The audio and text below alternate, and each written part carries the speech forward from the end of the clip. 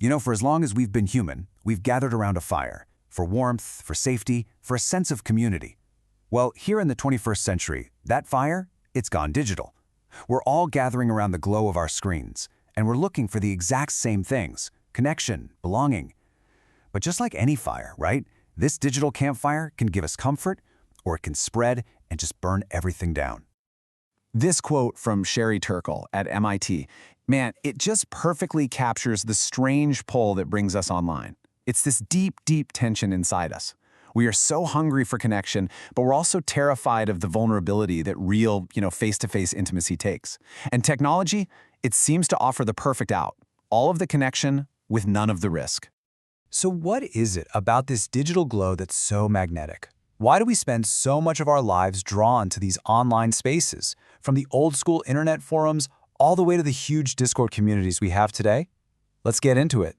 So, how are these online communities even built? They don't just spring up out of nowhere. They're built on a foundation of shared knowledge. This is how you get these little online microcultures. They're born from a shared language of inside jokes, of memes, and a really deep, unspoken understanding of the group's rules and values. Knowing that stuff, that's how you signal that you belong.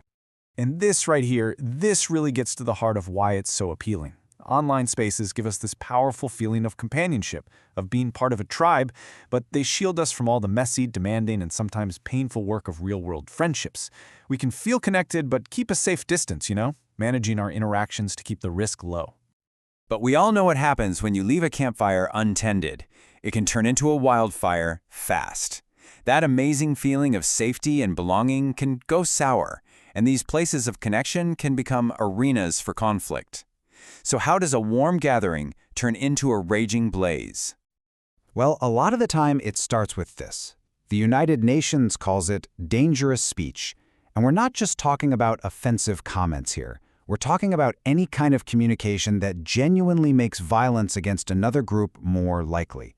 It's the kind of talk that turns them into a threat and justifies hostility. This is the spark that can set the whole forest on fire. So how does that spark spread so quickly?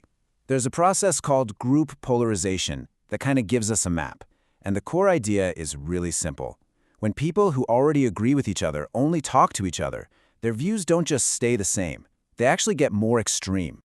And this happens in two main ways. First, there's social comparison. We all naturally want to fit in, right? So we start to shift our views to match what we think the group wants. At the exact same time, because we're in this echo chamber, we only hear arguments that back up what we already believe. And that just makes those beliefs even stronger. It's a feedback loop that pushes everyone further and further to the edge. And the consequences of this are pretty severe. It leads to something called cyber-balkanization, which basically means the internet breaks up into these small, isolated digital tribes that can't or just won't talk to each other. This whole process fuels radicalization, extremism, and makes it incredibly easy for misinformation to spread like a virus inside these sealed-off groups. And inside these polarized groups, some seriously toxic behaviors can start to feel normal. Research points to patterns like blood games, where members will attack other people just for sadistic entertainment. They actually enjoy inflicting the harm. And then you have verbal lynchings, where members feel like it's their duty to enforce the rules through vicious public humiliation, acting like a digital mob. Okay, so this is a really crucial point. This isn't all just about user behavior. The very design of the platforms we use acts as a powerful accelerant. The fire isn't just spreading on its own. In a lot of ways, the system itself is designed to pour gasoline on it. The term for this is deceptive design. And let's be crystal clear. These features are not accidents. They are the result of tons of psychological research aimed at doing one thing: maximizing your engagement. More time, more clicks, more data, which means more ad revenue. And you'll recognize these deceptive designs instantly.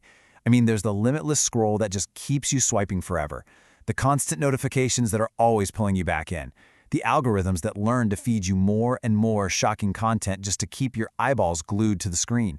And yeah, even those tricky prompts designed to get you to share more personal data than you meant to. It's a cycle we all know, and it's all by design. The real-world harm that comes from this design is just staggering. This finding from the Center for Countering Digital Hate is absolutely chilling. An algorithm that's built just for maximum engagement can lead a child down a rabbit hole of incredibly dangerous content in the time it takes you to make a cup of coffee. And young people are uniquely vulnerable to this. The adolescent brain is wired to be super sensitive to social rewards.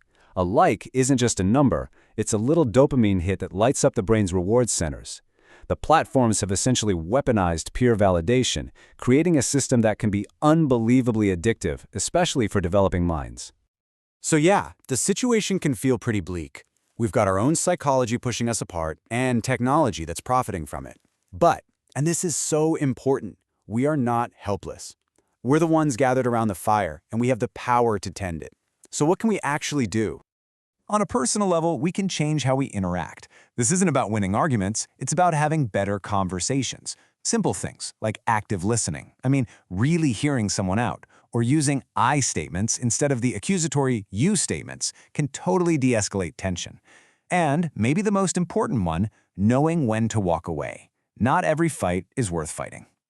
And what if you see someone else being targeted? You can be an active bystander. The 4Ds are a really simple, easy-to-remember way to help. You can distract the aggressor with a totally different topic.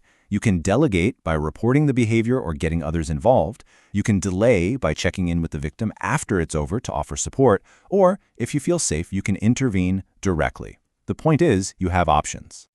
Ultimately, it all comes back to this. The human need to connect, to gather, to form a community.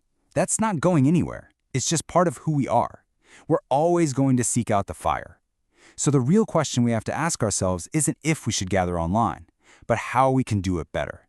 How do we, together, build a fire that provides warmth and light without letting it burn down the entire forest?